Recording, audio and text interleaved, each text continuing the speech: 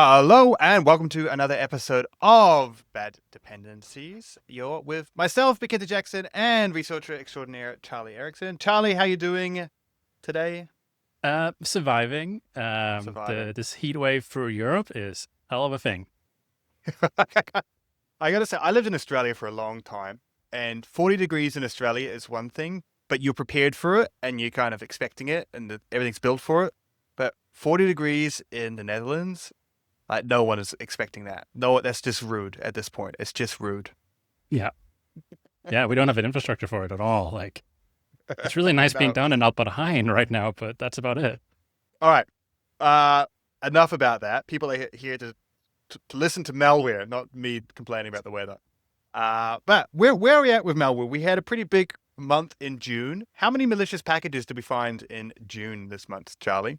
Yeah. So in June we flagged just short of 4,000 packages. 4,000? Holy. Packets of versions. I think it's important to Okay. clarify, right? So Right. a packet can have multiple versions, Right. which is each flagged malicious or not malicious. Important to keep that in mind. There's a lot of packages that will do like 10 versions quite quickly or something more. Yeah. The distinct count is definitely smaller. Thousands of packages every month get uploaded. This is crazy. And this is across NPM and PyPy or just NPM? This is NPM, PyPy, and there's a really tiny number in there, less than 20, which are in ecosystems we have not publicly announced support for yet.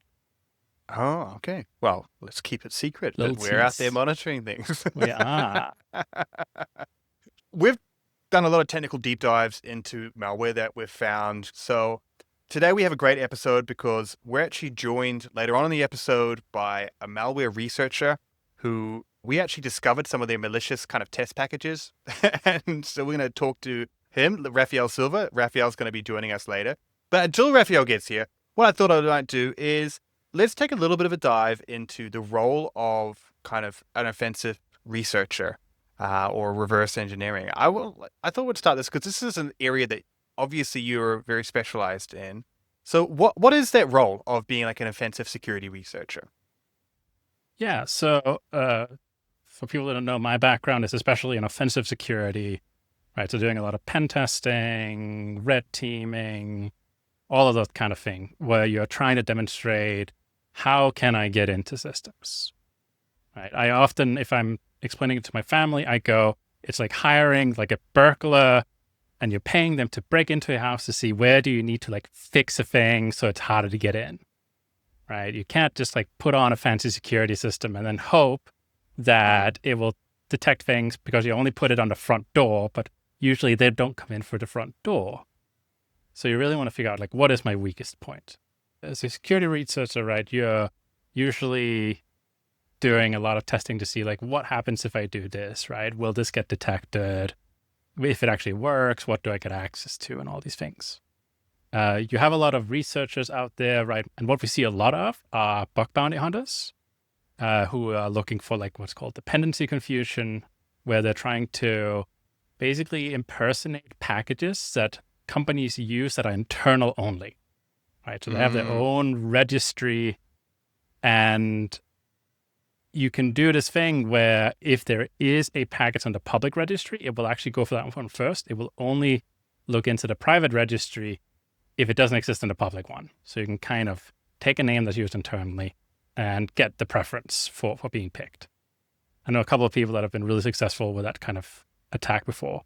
So we see a lot of packages from those type of people basically trying to spray and hope that they hit a valid one a lot of the time. And when it comes to this type of research, right, there's a bit of a gray line, and we're going to talk about this with Raphael as well. Researchers are often putting up kind of, let's call them kind of malicious packages where there's no malicious intent behind them. However, you're creating it to try and prove a point. And keep in mind that you just talked about dependency confusion. The whole case study of dependency confusion was proven by researchers by having to first go out and kind of put semi-malicious packages up there to see if they got included, which they were. So like what is the policies around this with places like NPM and PyPy? Yeah, so the thing, and this is where it's always really exciting in security, right? we kind of live in this perpetrator space where we actually are really breaking the rules and the law in a way. And there's a very fine distinction between what's going to get you in real trouble and what's not.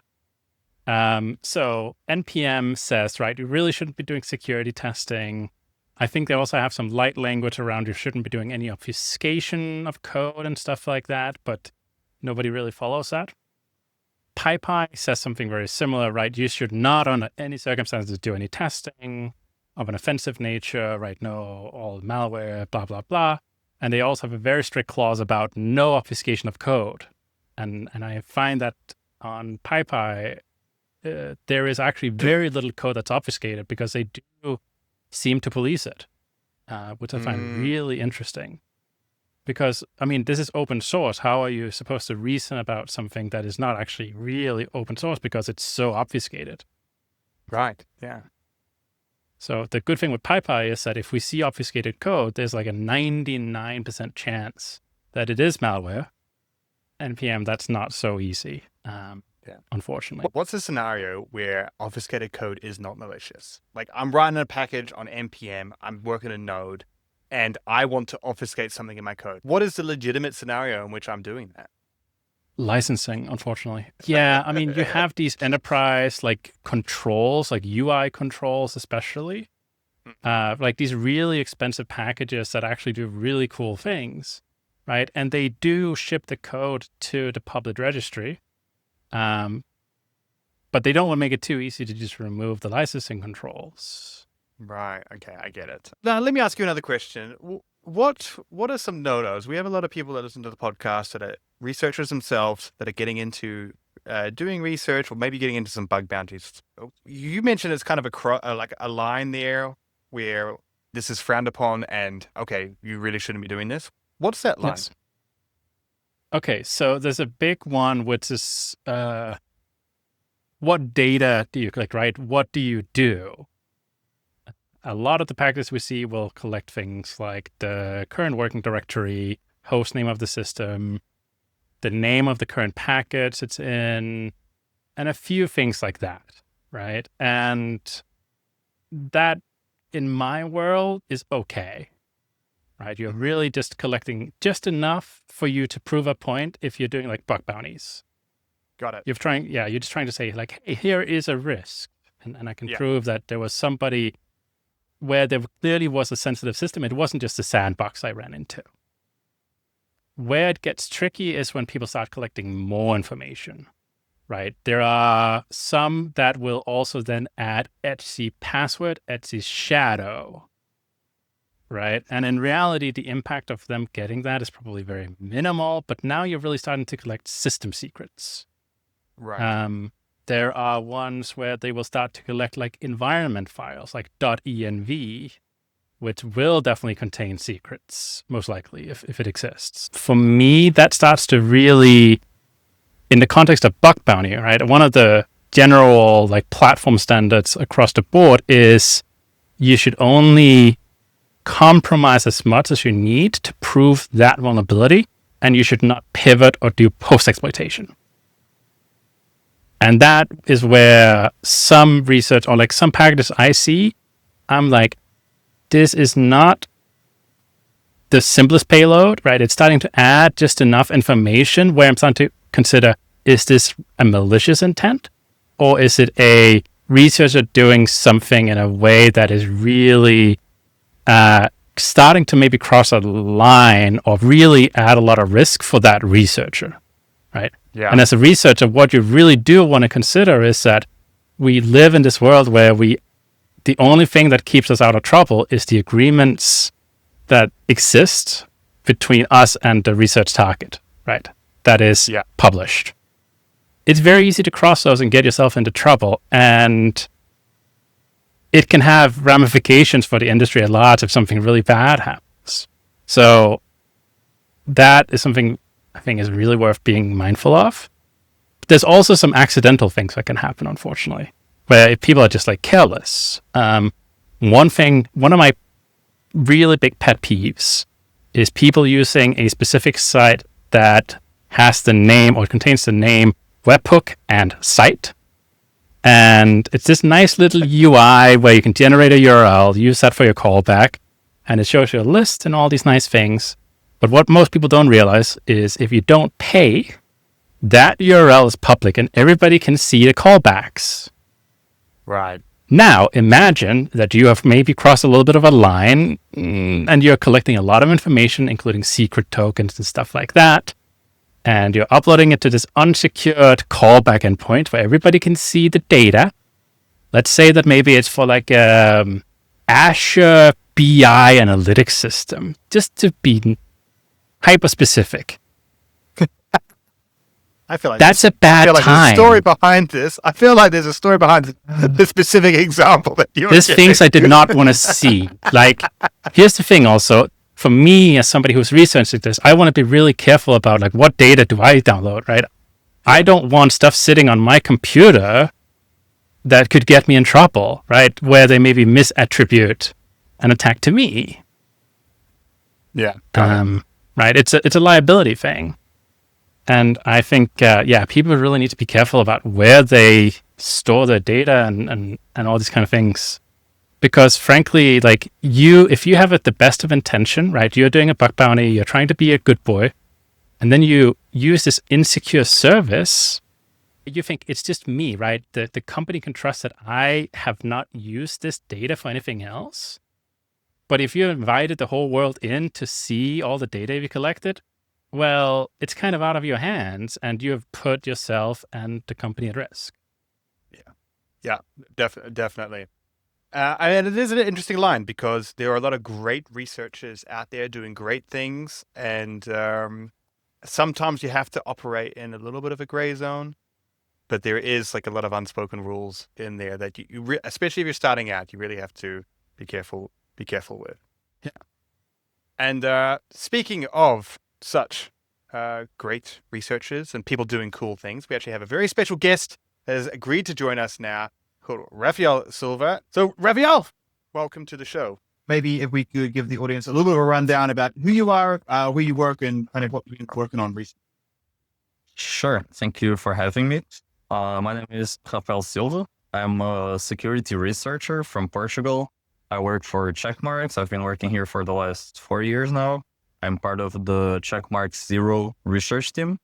And one of the cool things that we're doing lately is research into a lot of open source and supply chain stuff in the open source fields.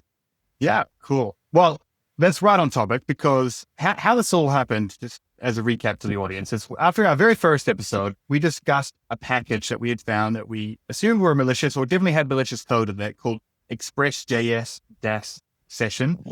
And we talked about it. It was kind of interesting because there was malware that had kind of been hidden inside just a .png file there, and kind of interesting for us to look at. But then Raphael reached out and said, "Hey, just to let you know before we start an incident that that was me and that was a research project that I was doing."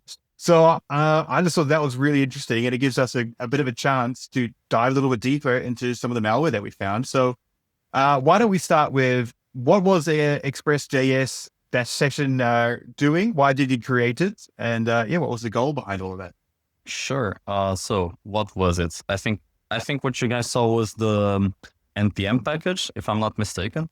I had a similar one, but in the VS Code marketplace as well. But pretty much what it was doing was just making a ping back to my server. So I think it sent the host name of the machine, maybe the current working directory or the working directory of the place where it got installed, and whether it was a Linux or a Windows machine. I think those were the metadata that they sent back about the computer.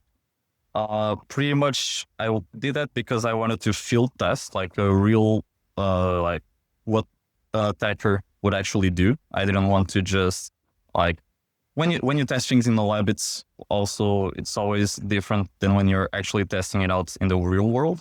So I wanted to do something that was a bit like malware, but wasn't really like actual malicious malware. So I know malicious malware may seem like a strange definition, but yeah. So I just thought it's something that should be caught by the like automated scanning tools that this marketplaces and all of this stuff should have, but also in the same time wasn't really like doing something really malicious to the server or the computer where it got installed. So pretty much just ended up deciding on the callback to the server. So one of the things you mentioned in there is you're looking at places like the VS Code marketplace, and if or not this this malicious package essentially that you created would get flagged. So did it get flagged? Like did anywhere stop it? Like why or was there other packages that made it through? Like what happened there with this? That's actually that's like a yes but no answer. So it got flagged eventually by Microsoft. I think my ExpressJS-Session plugin got taken down like 2 or 3 weeks afterwards. Like after the upload, I think they got it taken down. But on the night that I was actually working on it and publishing it, something really cool happened. Like I think I started working on it like on a Monday, and by Wednesday I was like finishing up like some finishing touches. I was working on a presentation for RootedCon that I talked about all of that stuff. And I was thinking like, well, the code that I have here in my extension is obfuscated. So let me see if I remove the obfuscation, if it still goes through or it gets flagged in the process.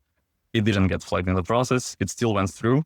It still took like 2 weeks for Microsoft to actually reach out and say, hey, this extension doesn't look right. We're removing it. But on the same night that I took out the obfuscation, I got an email from someone, like a random security guy. I'm not sure if it was from Poland, that the guy had like a personal scanner for like malicious packages. And he actually emailed me saying like, hey, I noticed you uploaded something to the marketplace and my scanner flagged it as malicious. Like, is this a test? Are you doing something? So it's funny that a random security guy from Poland actually flagged my package 2 weeks before Microsoft did. So shout out to the random guy in Poland. And this package was on the VS Code marketplace. Yeah, VS Code marketplace. Yes. Wow, interesting.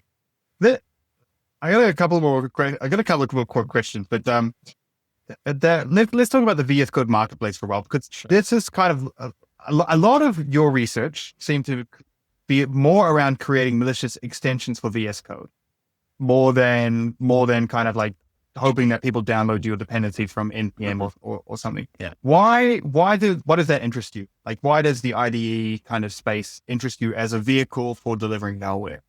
So I think it's 2 parts. So in Checkmarx, we already have a team that's working on all of the like more normal like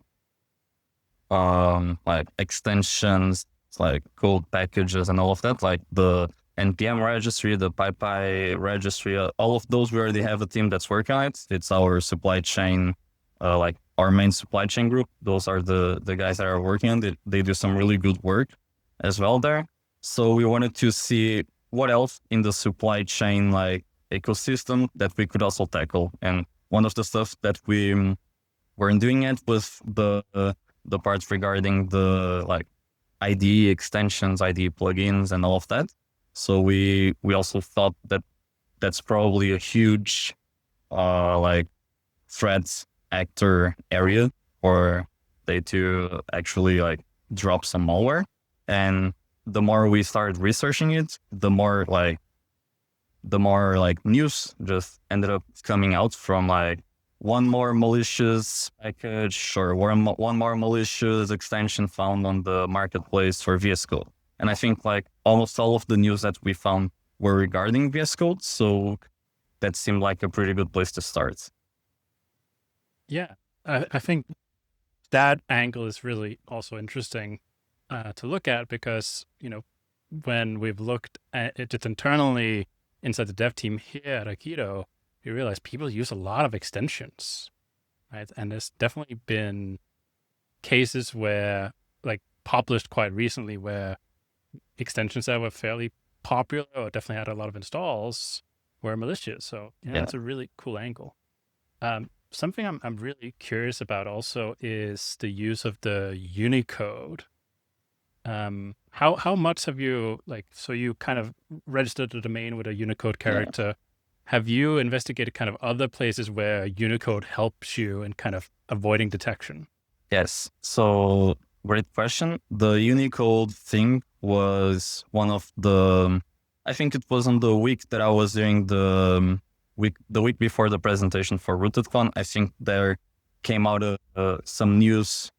Maybe it was I saw it on LinkedIn. I'm not sure who it was. Maybe the guy from Curl.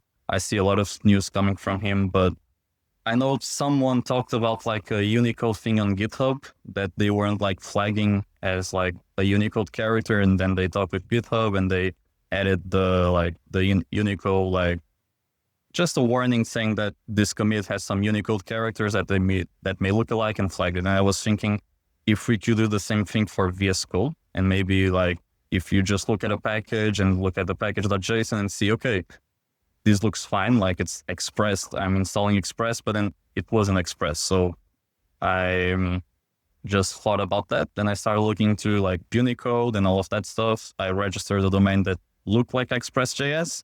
And one of the things that I found interesting was that in VS Code, if you actually, one of the ways that you can install packages, like the dependencies section for the package.json, was that if you installed a package from a website, they have like the IntelliSense in the VS Code, and the IntelliSense rendered the expressjs.com, my ExpressJS with the Unicode character in the middle as the real ExpressJS, and went to gather all of the metadata from the real ExpressJS. So we didn't find many other cases where the Unicode helped, but that was a cool little one.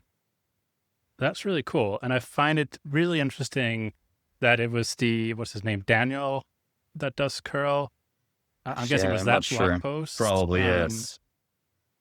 Because when we saw that, right, we also quite quickly, right, in the SaaS side of things, we added like rules to try to detect URLs like that. And I think like a week later or something like that, we caught like a Python package where I noticed, hey, it's not flagging on an exec call. I think it was an exec or eval. And I realized the whole thing was actually Unicode equivalent characters. And there's this thing, PEP 3131, which says that actually will normalize Unicode into ASCII. So you can do eval and exec and all the built-in things in Unicode. And if you don't take that into account in your like static analysis, then you're going to miss things. Yeah, it's really easy to just trip up a lot of probably SAST and a lot of stuff that relies on, for example, regex and stuff like that by just using the Unicode characters. How common is it for malware to be used in plugins? Like, are there real life examples of malware that you can share? Like I thought this was going to be the case. Yeah, in my presentation for Rooted, I shared I think it was the first 4 examples of news that I found on Google specifically for the VS Code marketplace. I'm talking more about that because it's also the easiest one to actually get malware into it. Like you have some other marketplaces that are a bit more restricted. One of the ones that we looked a little bit into it was also the IntelliJ, like the JetBrains marketplace, but that actually requires a manual review for every plugin that's actually being uploaded, apart from the VS Code marketplace where you upload and then it goes through a automated process to actually get into the marketplace. On JetBrains, they actually manually review each and every single plugin that gets uploaded. That's not to say that people don't make mistakes, but it's going to be a lot harder to actually get some malicious code through there than through VS Code. But yeah, there are some cases you can search on Google for like malicious plugin VS Code marketplace, and you can find a lot of news about that. We have something coming up as well, where in the last couple of weeks, we also found, I think it was 3 malicious extensions on the VS Code marketplace as well. 2 of them we fortunately caught them before they even hit like the public marketplace. So they were only present in the API still, but they were like ready to be published already. But yeah, it's pretty easy and it happens a lot. Yeah. Yeah, that's interesting. The first time I kind of heard of this is there was like a startup that reached out to me that were basically offering scanning for your VS Code plugins. And then that Right. was like the first time I ever like heard, they're like, oh yeah, that would be a fantastic place to do it. And I think like we've seen a lot of developers be targeted. And you mentioned this in your presentation too, like developers have privileged access to Yeah. things, they have secrets. If you can get something listing into VS Code, then that's definitely going to be, a fruitful way of getting access. Well, look, we don't have too much more time here, but I did want to touch on one other thing that we did kind of discover and maybe chat to you about. And Charlie and I touched on this in last week's episode as well. But we were looking at your malware and we knew it was you, so it was interesting. Then we found some more malware that seems to be from you as well, like almost identical. But as it turned out, that wasn't you. So the last question is, do you have a copycat out there, do you think? Do you think maybe your presentation that has inspired someone to actually start doing a little bit more look into us? Or perhaps are we clutching at straws in a coincidence? I guess that could be possible, but as flattered as I would be to have a copycat for like smallish presentation, I don't think that was the case. Like, it wasn't an original idea to actually hide the actual payloads in an image. I found it like I had already researched and I had already seen some blog posts about malware and different places people hide malware. One of those was in images, and I just thought like I want a simple way to obfuscate some malware that isn't just like running it through like actually like minifying and obfuscating all of the code. I wanted like a readable code that was a bit obfuscated. So that was one of the first things that I thought about.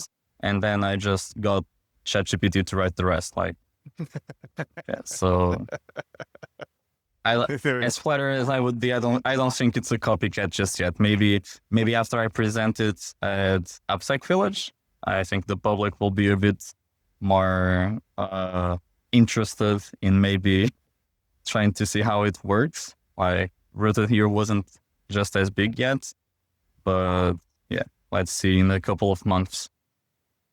Are you talking about AppSec Village at DEF CON? Yes. Oh, see, we're going to be there as well. So we'll be able to meet in 3D. Great. We'll be able to meet in 3D at AppSec Village in Nice. in DEF CON. So if you are listening to this and you are heading to DEF CON, do you know when you're going to be presenting? Not yet. I don't think we have the schedule just yet. Okay. Well, definitely someone to look out for if you are heading on your way to DEF CON to check that out. Well, Raphael, thanks so much for joining us in this segment. We look forward to more research, and I feel like it's going to be a little bit of a fun game now. Every time you upload some new malware to NPM, it's going to be like, will we be able to catch it? So if we do find more, be sure to reach out again, and we would love to have you back. And I'd love to be back. Thank you, guys. Thank you so much. Thank you for having me. Bye-bye.